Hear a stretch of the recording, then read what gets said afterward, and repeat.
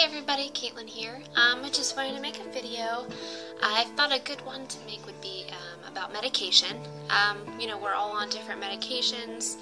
Some of us choose the more natural route of no medications. I would just like to open up a discussion. Like I said in my previous videos, I've had lupus for about 10 years. So, I mean, my medications really haven't changed very much over that time frame. So I was thinking about telling you guys what medications I'm on personally, what medications I have been on. I thought you guys could just let me know, you know, what you're on, if it's any different, if it's helped you, you know, what you have liked, what you haven't liked. I'm really curious to actually hear about Benlysta. That's a big reason that I want to make this video. I am not on Benlysta, but I have heard some positives and some negative things about it. I've gotten a lot of, you know, stuff in the mail about it from the drug company that makes it, GSK. My main concern is that on every page on Benlysta, it has a giant cancer warning. That very much concerns me because I'm already living with lupus. I really do not need cancer in my life, so that very greatly is a big concern of mine.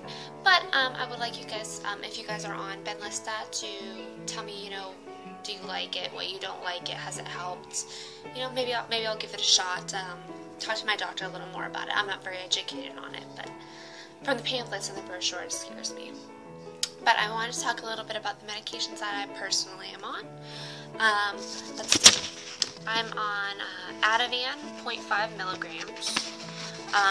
Now, I used to take that as needed for anxiety. I have very bad anxiety. I have panic attacks.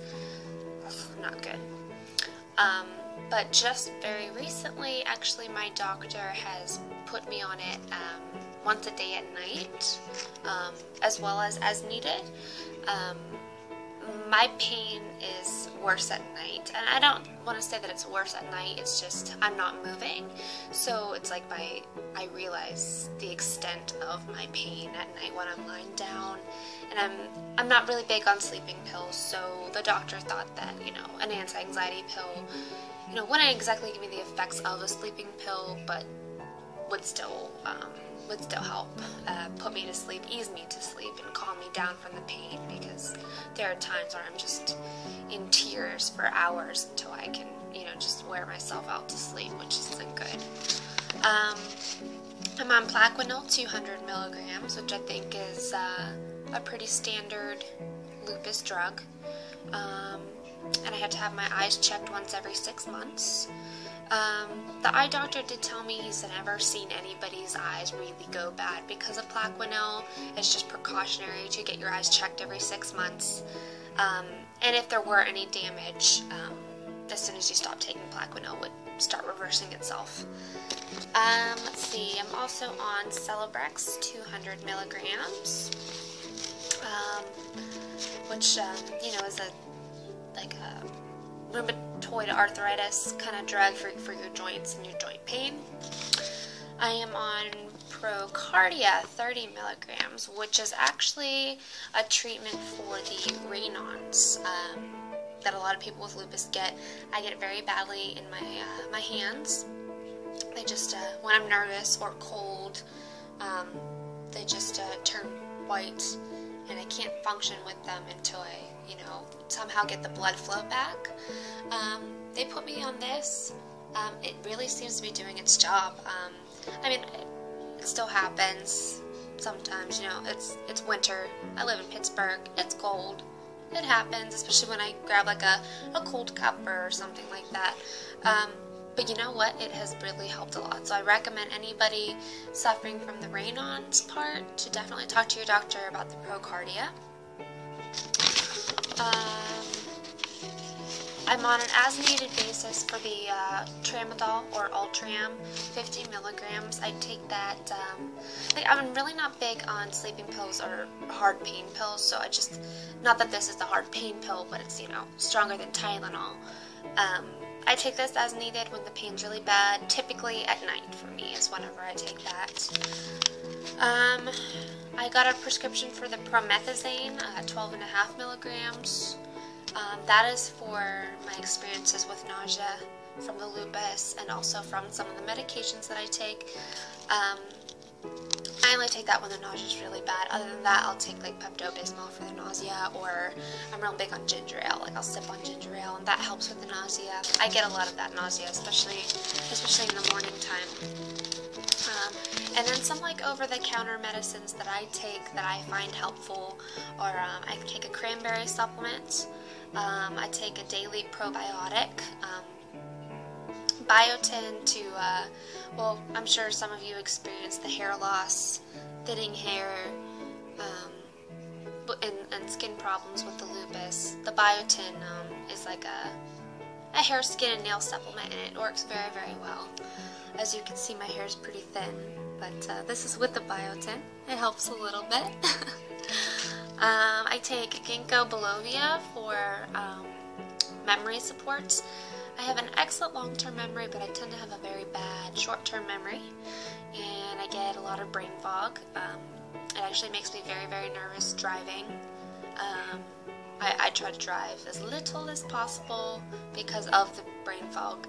The Ginkgo helps somewhat, but you know, I'm not very impressed with it.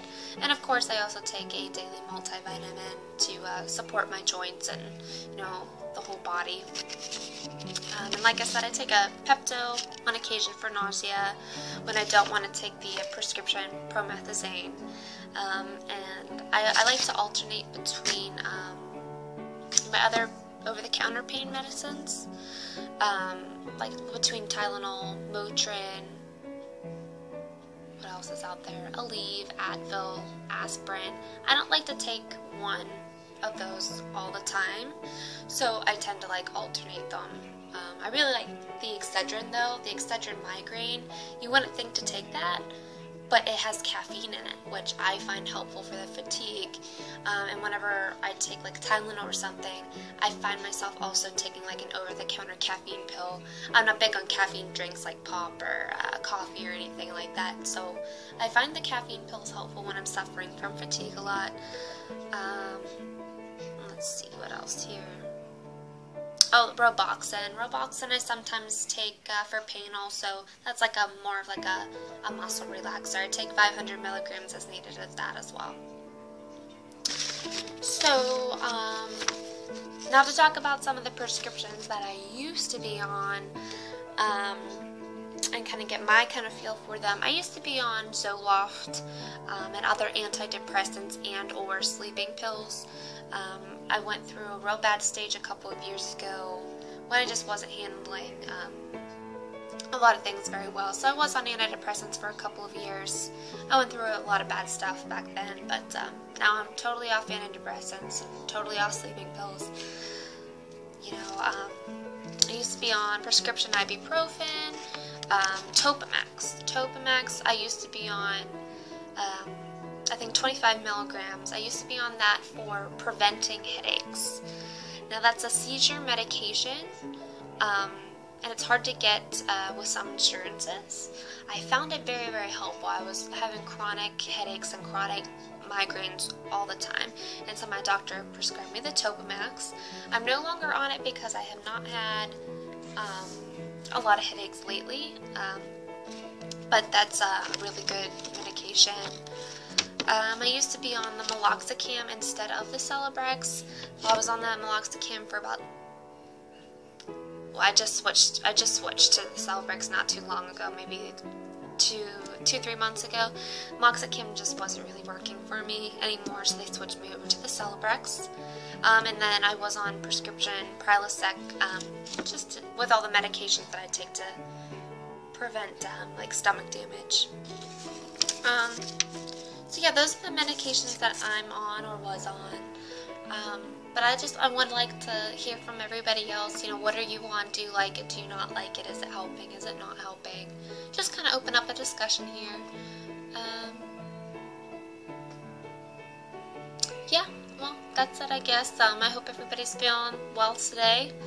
I actually was feeling pretty well. I got a lot done that I needed to do and that I've been putting off. But yeah, send me your feedback. Take care, everybody. Bye.